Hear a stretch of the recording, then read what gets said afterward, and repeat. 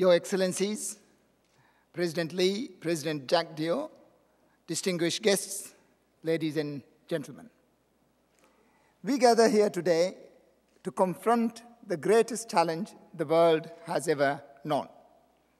The decisions that we take this decade will set the course of our planet for the next 100,000 years.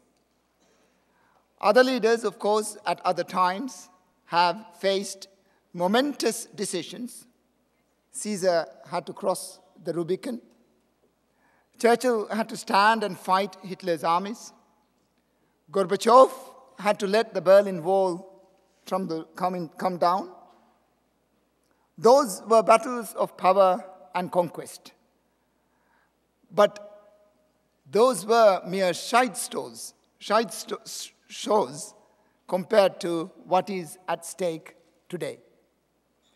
Today, we are one people, one species, facing the threat of annihilation because our common home is in danger. This is not like singing a pledge or drawing up a manifesto. This changes all the ground rules. This changes everything.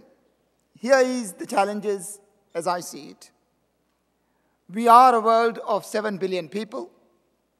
We will be a world of 9 billion, maybe 10, by mid-century. All these people are human beings with the right to live and flourish with dignity and without want.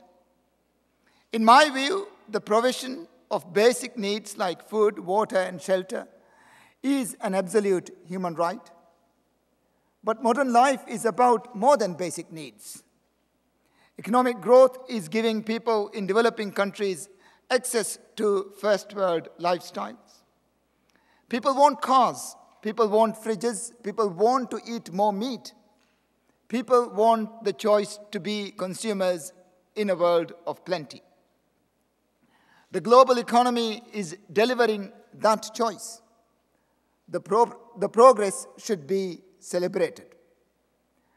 The Maldives is graduating from being a least developed country. There have been no protest by citizens wanting to retain our LDC status. No one has ever rioted in favor of austerity. And I doubt anybody ever will. Providing for 9 billion people who demand more of everything would be a challenge at the best of times. But our planet is already showing signs of great strain. We have enough food for everyone, but the cost of producing it is that some of the world's greatest rivers no longer reach the seas. In other areas, pollution and agriculture runoff is causing oceanic dead oceans, covering tens of thousands of square kilometers. I come from a country of fishermen. We face a global fisheries crisis. We fish sustainably and our fishing grounds are healthy. But because many target species are migratory, overfishing elsewhere is placing pressure on our fish stocks. This is just one aspect of water crisis in biodiversity, which is now causing the Earth's sixth mass extinction. Even far out in the Indian Ocean like we are, our sun still dims for half the year. It dims because the Asian brown cloud drifts from the subcontinent and shrouds our skies with a veil of pollution. The message is clear. The planet cannot support our current population and lifestyle, let alone those of the future projections. Some writers say that a crash is coming. Some warn that much of the world's population will soon die off. Some claim we have passed the point of no return. But I reject this talk of doom and collapse. To my mind, it is just an excuse for inaction. I prefer to place my faith in human ingenuity. We are called Homo sapiens for that reason. We have all the tools at our disposal to solve these challenges and to leave the world a better place for future generations. We just need to use the tools and use them intelligently. There is no room today for comfortable certainties or anti-technological postures. I support the renaissance of nuclear power, even though this will anger green campaigners. We need to go into the future with our eyes open, facing towards, not backwards. But we have one further very great problem. The structure of the global economy is not fit for the purpose. Fixing it is the first challenge we must set ourselves, on which success in all else depends. Ladies and gentlemen, I believe in the power of the markets. I believe the pursuit of profit is a noble cause. I believe that an open economy best delivers the needs and wants of humanity. Centrally planned economies fail.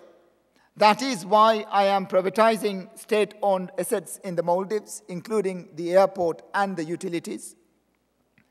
But market economies do not exist in social and political vacuums. The market is a social institution, a set of relationships guaranteed by the state.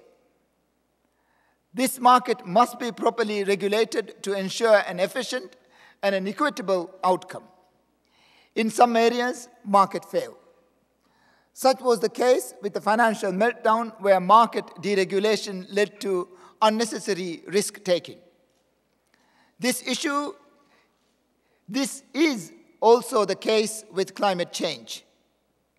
Lord Stern called climate change the greatest market failure the world has ever seen. We look upon the Soviet Union as a monumental economic failure. Climate change makes our own capitalist system look nearly as inadequate. Consider this.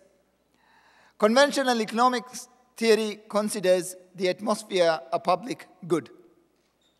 That means anyone can dump carbon dioxide in the air without paying a price. Because the air is a public good which belongs to no one, conventional economics considered it valueless, whereas in truth it is priceless.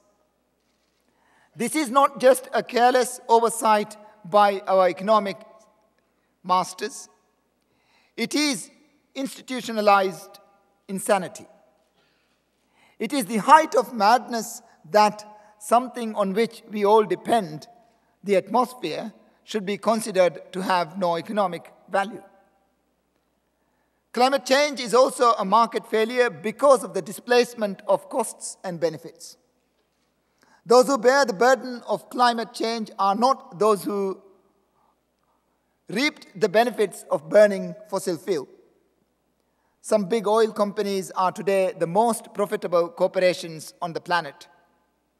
The oil companies earn millions of dollars a minute producing products that threaten or destroy our planet.